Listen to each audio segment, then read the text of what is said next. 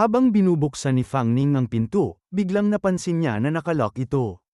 Hindi ko mabuksan, naisip niya. Dahil dito, natanong niya ang sarili kung ano nga ba ang maaaring nasa loob ng opisina ni Chief Surgeon Song Ken. Sa halip na magtagal, nagpa siya ang ating mga bida na magpatuloy sa kanilang paglalakbay. Habang naglalakad, tahimik na nagsalaysay si Fang Ning sa sarili, ang clinic ni Chief Physician Song Ken, ang Deputy Chief Physician na si Zhang Jia, ay may isang manika sa upuan. Tila sinusuri niya ang bawat detalye ng nadaraanan. At sa kanto na ito, tumigil siya sandali upang muling tingnan ang paligid. Napansin ni Fang Ning na tila nagbago ang kabuuang layout ng ospital. Hindi na ito ang orihinal na ospital, naisip niya. Isa itong espasyong nabuo mula sa apat na magkakakonektang koridor. Tama, nahulog kami sa patibong ng evil spirit. Sa gitna ng kanyang pagmumuni-muni, narinig niya ang boses ng prinsesa, puno ng babala, "Asawa ko, tingnan mo sa unahan." Sa malayo, may lumitaw na figura, hindi malinaw ngunit naroon ito. Napangiti si Fang Ning, may halong pag-asa. "Tama ang hinala ko, lumabas ka rin sa wakas," sabi niya sa sarili. Agad siyang kumilos, habang sinasabi, "Hindi ka makakatakas. Tikman mo ito." Ngunit sa kanyang paglapit, laking gulat niya sa kanyang nakita. Ang evil spirit ay mabilis na nakalayo sa kanya. Kaya naisip ni Fang Ning, paano siya napunta roon ng napakabilis. Isa pa rin itong anino, ni hindi ko pa rin makita ang itsura nito. Bulong ni Fang Ning. Agad na kumilos si Fang Ning habang sinasabi, "Hindi ako makapaniwala. Ni hindi kita mahuli." Ngunit kahit anong bilis niya, muling nakalayo ang evil spirit. Naisip niya, tila habang bumibilis ako, bumibilis din siya. Sa bilis kong ito, kahit si Yuanju ay maaaring hindi makasabay sa akin.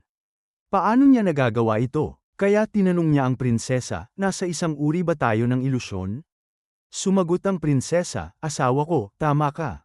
Ito marahil ang tinatawag na Soul Realm Illusion." Napaisip si Fang Ning at nagtanong tungkol sa nature ng Soul Realm Illusion. Ipinaliwanag ng prinsesa, ang pinakamadaling abilidad na magagawa ng isang kaluluwa ay mga ilusyon o hypnosis. Ang Soul Realm Illusion ay isa sa mga pinakakaraniwan. Pero, asawa ko, huwag mong maliitin ang abilidad na ito. Habang tumatagal, mas nagiging mapanganib ang ilusyon na ito. Dagdag pa ng prinsesa, "Asawa ko, gusto mo bang sirain ko ito ngayon? Pero kung puwersahin natin itong sirain, maaaring mahirapan tayong makapasok muli." Sinabi ni Fang Ning, "Pagkatapos mong sirain ang ilusyon, kaya mo bang direktang mahanap ang lokasyon ng kaluluwa?" Sumagot ang prinsesa, "Nagtatago ito. Hindi ko pa ito naamoy sa ngayon. Mukhang ang ilusyon na ito ay hindi kontrolado ng kaluluwa sa kasalukuyan." Kaya sinabi ni Fang Ning, "Huwag na. Marahil ay nasa ilusyon na ito ang susi sa ating hinahanap. Ang layunin natin dito ay hanapin ang may sala sa nangyayaring kababalaghan sa ospital. Dahil hinayla niya tayo sa ilusyon na ito, makikiayon na lang ako." Lumipas ang ilang sandali, at tila napagod na si Fang Ning sa paulit-ulit na pag-ikot sa buong paligid. Kaya agad siyang sinuportahan ng prinsesa upang magpatuloy pa rin sa kanilang ginagawa. Subalit nang muli niyang makita ang parehong clinic ni Chief Song, napamura na lamang siya at nasabi, "Tuwing liliko ako, clinic mo na naman. Pwede bang magkaroon ng kahit kaunting pagbabago?" Samantala, sa kabilang banda, makikita si Chief Surgeon Song Ken, isang matandang doktor. Naabala sa pagbabasa habang nasa loob ng CR. Napabulong ito sa sarili, "Hindi naman ako inuubo, hindi ba? Kailangan kong ipacheck ito kay Wang pagpasok ko bukas." Bumalik ang eksena sa ating mga bida, kung saan biglang nagpakita ang evil spirit sa kanilang likuran. Tinanong ng prinsesa, "Asawa ko, hindi ba natin siya ipagpapatuloy na habulin?" Sinagot siya ni Fang Ning, "Ang tagal na nating humahabol, pero wala namang nagbabago. Subukan nating bumalik at tingnan kung ano ang mangyayari." Sumang-ayon ang prinsesa sa mungkahi ni Fang Ning. Pagkatapos ay sinabi ni Fang Ning sa prinsesa, "Sa palagay ko, tila nakalapit siya ng bahagya sa atin. Pakiramdam ko, may nagbago sa nangyayari." Sinabi ng prinsesa, "Tama ka, asawa ko. Kanina, sa kaliwa niya ay may corridor bench, pero ngayon ang nasa kaliwa niya ay trash can sa harap ng bench." Natatawa namang sinabi ni Fang Ning, "Ano ito? Ang Soul Realm Illusion na ito ay wala palang kwenta. Basta't patuloy akong bumalik, unti-unti akong makakalapit at mahuhuli ko siya." Pinuri siya ng prinsesa, galing mo talaga, asawa ko. Ang talino mo. Sumagot si Fang Ning, syempre. Hindi mo ata alam kung sino ako. Dagdag pa niya, kung hindi ko siya mahuli ngayong pagkakataon, isusulat ko ng pabaliktad ang pangalan ng klinik na ito. Ngunit lumipas ang ilang sandali, at laking gulat ni Fang Ning nang mapansin niyang wala pa rin nagbabago sa kanilang sitwasyon. Sinabi niya, tulungan mo akong tingnan. Mukhang bumalik siya sa normal. Sumagot ang prinsesa, tama ka, asawa ko. Pareho lang ito sa umpisa. Sa galit, sinabi ni Fang Ning, hindi ako naniniwala. Maghiwalay tayo. Ikaw sa kaliwa, ako sa kanan. Tingnan natin kung kaya natin siyang ikulong. Agad na naghiwalay ng direksyon ang dalawa nating bida. Sa sandaling yun, naisip ni Fang Ning, ginawa ko na ang pinaka-nakakatawang eksena sa mga horror movie, ang maghiwalay. Bakit hindi pa siya nagpapakita? Ngunit laking gulat nila nang biglang magkasalubong silang dalawa. Masayang binati ng prinsesa si Fang Ning at agad niya itong niyakap, halos matamba ang dalawa dahil sa ginawa ng prinsesa. Sinabi ng prinsesa, pasensya na, asawa ko. Nasaktan ba kita? Sumagot si Fang Ning, hindi, ayos lang ako. Ngunit nagtanong ang prinsesa, asawa ko, ano ba ang nilagay mo sa pantalon mo? Bakit ang tigas? Medyo hindi komportable. Sa inis, sinigawan siya ni Fang Ning, tumayo ka muna dyan. Agad namang sumunod ang prinsesa.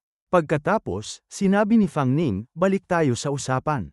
May nakita ka bang nurse sa daan mo papunta rito? Sa isip naman ni Fang Ning, wala rin akong nakita, kaya mukhang kapag naghiwalay kami, hindi siya nagpapakita.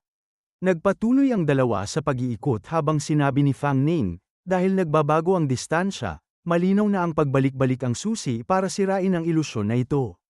May isang bagay na hindi pa natin napapansin. Sumunod ka sa akin, subukan natin muli. Makalipas ang 30 minuto, sinabi ng prinsesa, asawa ko, nararamdaman kong mas lalong lumalakas ang kapangyarihan ng ilusyon na ito.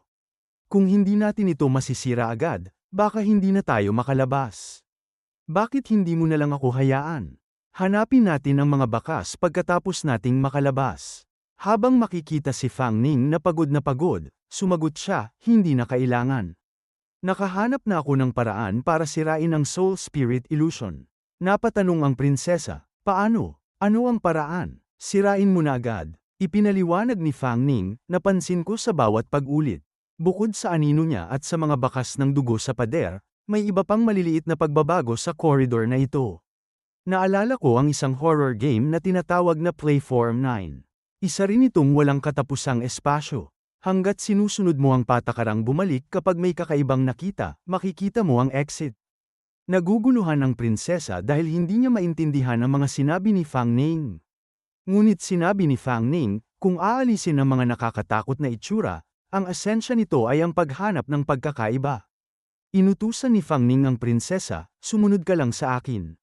Pagkatapos ay sinabi ni Fang Ning, sa oras na makita natin ang isang lugar na naiiba mula sa orihinal na pasilyo, agad tayong babalik. Sa susunod na pasilyo, magiging mas malapit tayo sa evil spirit. Magkakaroon ng higit pang dugo sa mga pader at sahig. Kanina lang, nakakita ako ng isang pares ng duguan na guwantes sa isang basurahan na dapat ay wala ng laman. Agad akong bumalik, at tiyak nga, lumiit ang distansya patungo sa kanya. Kanina lang sa klinik ni Chief Song, may kakaibang pasyente na nakabitin. Agad akong bumalik nang makita ko yon. Ngayon, pagkatapos ng kanto, ang kanyang kinalalagyan ay ang hospital bed. Nasabi ng prinsesa, kahanga-hanga, tulad ng inaasahan ko sa aking asawa. Sumagot si Fang Ning, susunod ay ang sirain ng soul spirit illusion. Gusto kong makita kung ano ang nasa likod ng lahat ng ito. Sumang-ayon ang prinsesa. Nagpatuloy ang mga bida habang sinabi ni Fang Ning, ang band-aid sa silya ay may putol na daliri, sa pagbalik. Ang keyhole ng doorknob ay dumudugo, kaya bumalik tayo, tama ako. Nahanap ko na ang problema ngayon. Magpatuloy tayo. Nang magpatuloy sila, masayang sinabi ni Fang Ning, sa wakas, natagpuan kita. Makikita nilang papalapit na ang evil spirit sa kanila. Agad na hinawakan ni Fang Ning ang balikat ng evil spirit habang sinasabi, nahuli din kita. Dagdag pa ni Fang Ning, na tila masaya, well, good evening, nurse. Bakit ka naglalakad-lakad sa gitna ng gabi at tinatakot ang ibang tao? Ngunit nang lumingon ang nurse, nagulat si Fang Ning sa kanyang nakita. Biglang nasira ang kasuotan nito, at halos makita na ang kokomelon niya. Nahiya si Fang Ning habang sinasabi, "Pwede mo bang kahit paano maging disente ka? Bakit hindi mo muna ayusin ang kwelyo mo?" Subalit naging seryoso si Fang Ning at nagtanong, "Ikaw ba ang nasa likod ng lahat ng ito?" Sa nakakatakot na itsura ng nurse, binanggit nito, "Dr. Go, ikaw ba yan? Nagbalik ka na ba?" Agad na lumapit ang nurse at sinabi, "Ako si Shu Weijin, matagal na kitang hinihintay." Agad na hinawakan ni Shu Weijin ang mukha ni Fang Ning habang sinasabi, "Hindi ka si Dr. Go." Biglang umikot ang ulo ni Shu Weijin habang sinasabi, "Kung gayon, sino ka?" Dito, biglang sinampal ni Fang Ning si Shu Weijin, na nagdulot ng pagkabigla nito. Kaya sinabi ni Fang Ning, "Ako ang doktor dito." Naisip ni Fang Ning, ang evil spirit na ito, may iba akong nararamdaman sa kanya. Subukan ko siyang harapin. Subalit biglang sumagot si Shu Weijin, "Isa kang doktor, magaling kung gayon, maaari mo ba akong gamutin?" Nagtanong si Fang Ning, "Gamutin ka? Pero wala ka namang sugat." Bigla na lamang may hinawakan si Shu Weijin sa ibabang bahagi ng kanyang katawan habang sinasabi, "Paano naman ito?" Hindi inaasahan ni Fang Ning ang susunod na nangyari, bigla na lamang pinunit ni Shu Weijin ang kanyang katawan, at halos tumalsik ang mga dugo nito sa buong paligid. Napaatras si Fang Ning dahil sa kalituhan at gulat ng nangyari. Habang nakikita, nagkaroon ng matatalas na pangil ang katawan ni Shu Weijin at binigkas nito, "Dr. Go, tulungan mo ako." Makikita ang pagbabago ng anyo ni Shu Weijin habang patuloy pa rin itong humihingi ng tulong. Biglang umatake si Shu Weijin kay Fang Ning. Kaya sumigaw ang prinsesa, "Mag-ingat ka, mahal ko." Subalit hindi rin nagpatinag si Fang Ning at agad na naglunsad ng pag-atake, iniisip niya, "Kulang na ang aking spiritual energy. Kailangan tapusin ito agad." Dahil sa lakas ng atake ni Fang Ning, halos tumalsik si Shu Weijin. Ngunit, sa kabila ng lahat, muling nakatayo si Shu Weijin at nagsimulang maglabas ng napakalakas na aura. Biglang nagsara ang bibig nito, at naisip ni Fang Ning, delikado na ito. Hindi nagtagal, muling naglabas ng maraming liwanag mula sa bibig ni Shu Weijin.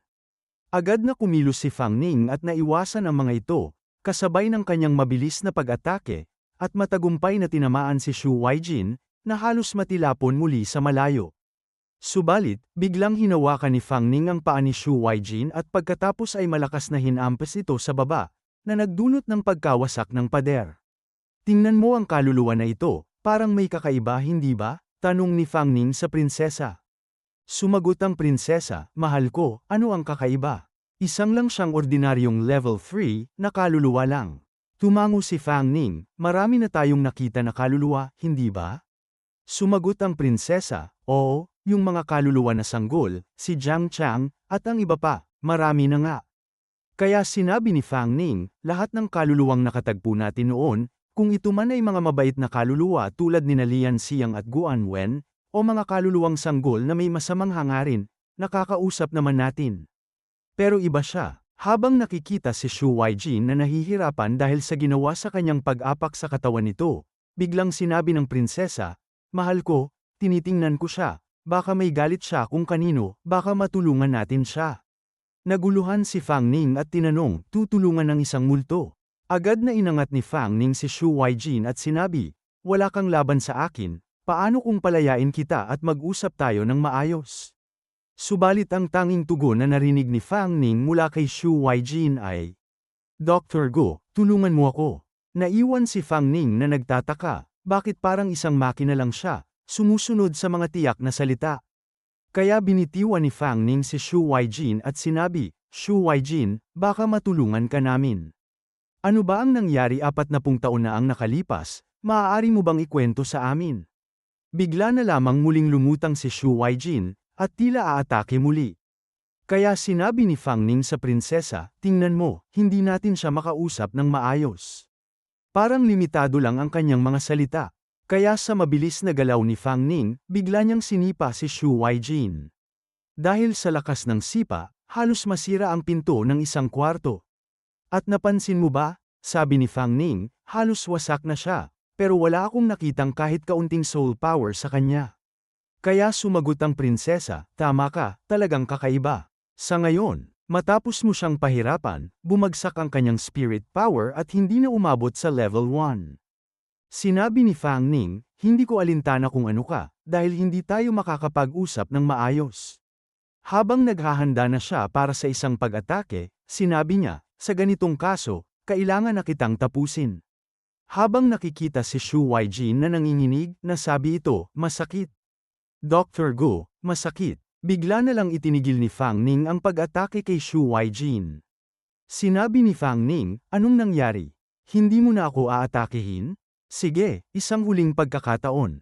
Tatanungin kita, ikaw ba si Shu Weijin?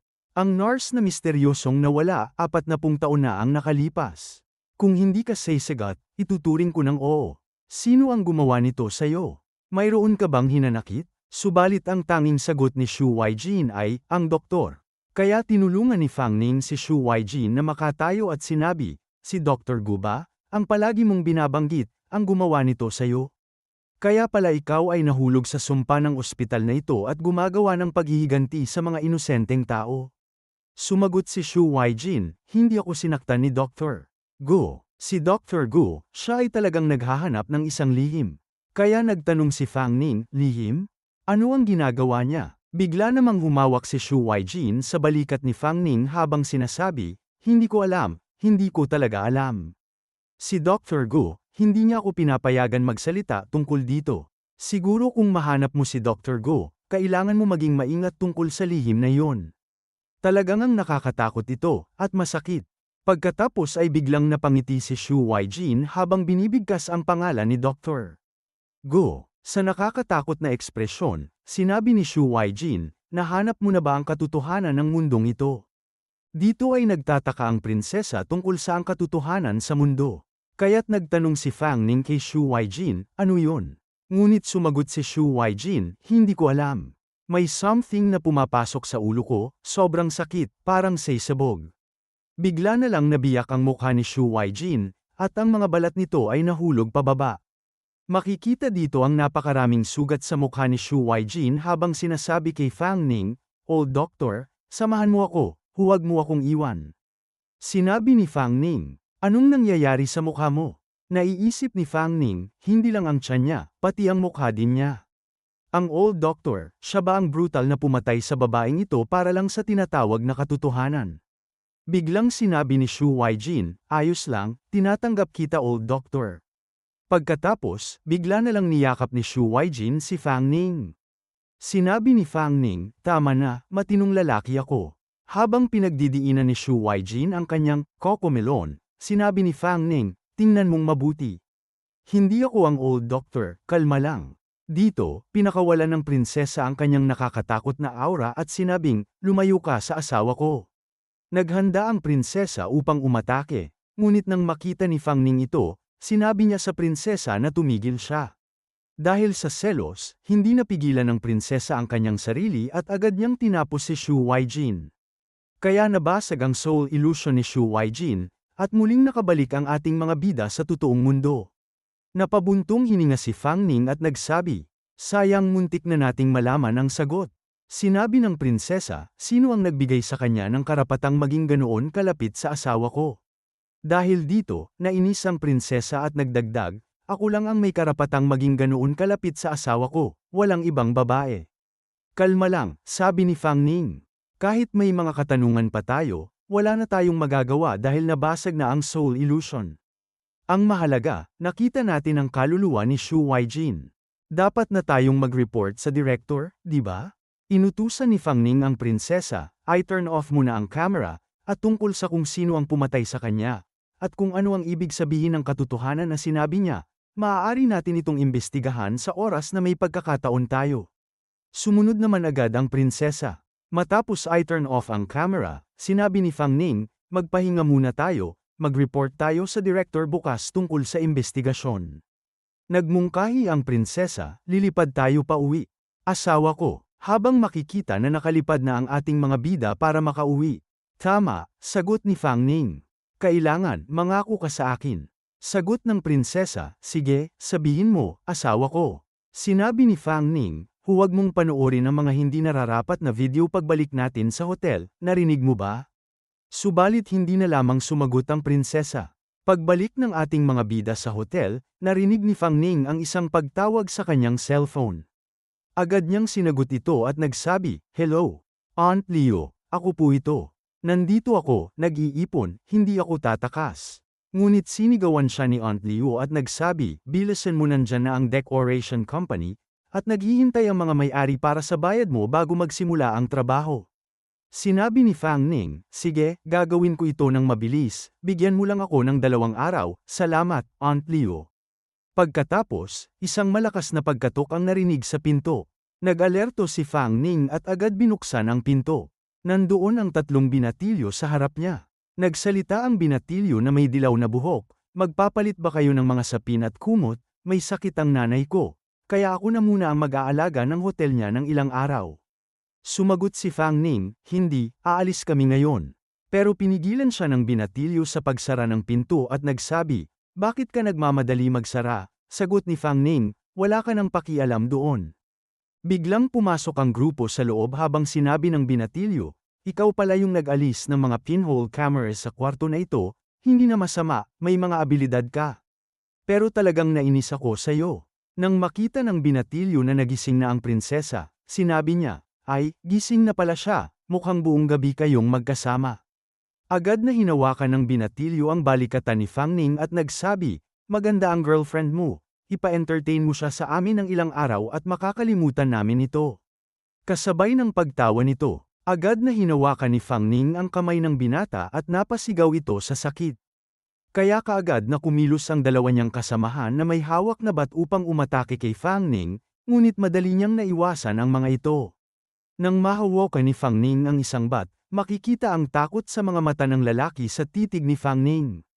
Habang ipinapakita ang prinsesa na tila walang pakialam sa nangyayari at mukhang inaantok pa, ilang sandali lang ay madali niyang pinabagsak ang 3 binata.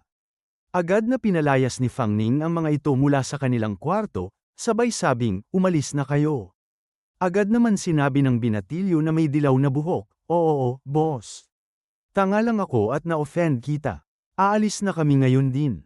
Nang matapos silang mapalayas at maisara ang pinto, naisip ni Fang Ning, "Mukhang kailangan namin maghanap ng mas magandang hotel." Pagkatapos, bumati ang prinsesa ng magandang umaga sa kanyang asawa. Sinabi ni Fang Ning, "Ang aga, ready ka na? Tara na." Agad naman sumang-ayon ang prinsesa. Nang makarating sa ospital, maririnig ang direktor na nagsabi, "Totoo bang may mga multo sa ospital na ito?" Sumagot si Fang Ning, "Oo, pero naayos ko na." Sabi ng direktor, "Mr. Fang Ning, sa ngalan ng mga doktor ng ospital, nagpapasalamat kami sa iyong tulong." Kaya natatawa na lamang si Fang Ning habang sinasabi, "Walang anuman." Tungkol naman sa huling bayad, sumagot ang direktor, "Huwag kang mag-alala tungkol dyan. Naayos ko na, nasa account mo na ito bukas." Tumugon si Fang Ning, "Ayos. Sige, aalis na ako. Isang karangalan ang makatrabaho kayo." Sumagot din ang direktor, "Isa ding karangalan ito, Mr. Fang." Samantala, sa kabilang bahagi ng ospital, makikita si Xiong Ken sa loob ng CR habang nakatingin sa salamin at sinasabi, "Nakakapagtaka. Bakit parang pinagpapawisan ako ng malamig simula nang magtrabaho ako ngayon?" Sabi ni Wang, "Maayos naman daw ang lahat." Bigla na lamang nakaramdam si Xiong Ken ng kakaiba at naisip niya, "Hindi ako makagalaw."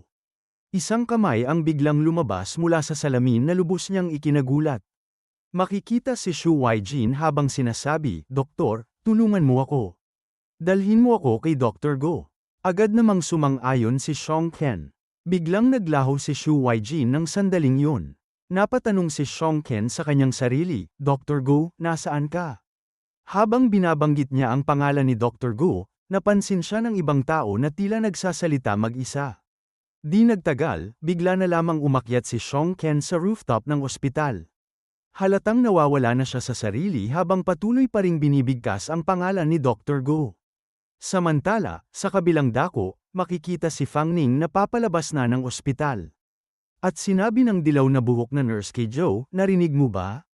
Nalutas na ni Mr. Fang Ning ang kaso ng nawawalang tao sa ospital." Napatanong si Zhao, "Kailan nangyari ito?" Sagot ng nurse, kakapalabas lang ng anunsyo mula sa direktor. Ang galing! Sa wakas, makakapasok na tayo sa trabaho nang walang inaalala. Nang marinig ito, agad tumakbo si Zhao upang habulin si Fang Ning. Napatanong pa ang nurse, saan siya pupunta. Pagkatapos ay napalingon si Fang Ning nang tinawag siya ni Zhao. Agad nagtanong si Zhao, nahanap mo ba si Sister Wai Jin? Buhay pa ba siya? Dagdag pa niya, anong nangyari? Sumagot si Fang Ning, nakita ko ang kanyang kaluluwa, at namatay na siya 40 taon na ang nakalipas.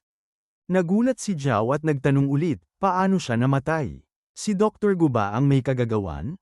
Tumugon si Fang Ning, hindi pa ako sigurado, pero siya ang pangunahing sospek. Subalit, bago pa matapos ni Fang Ning ang kanyang sasabihin, biglang naramdaman nila ang pagbagsak ng isang tao mula sa itaas. Tumalsik ang dugo sa paligid, na labis na ikinagulat ni Fang Ning. Ang lahat ng tao sa paligid ay napatigil at natulala sa kanilang nakita. Makikita ang katawan ni Xiong Ken, na wala ng buhay dahil sa nangyari.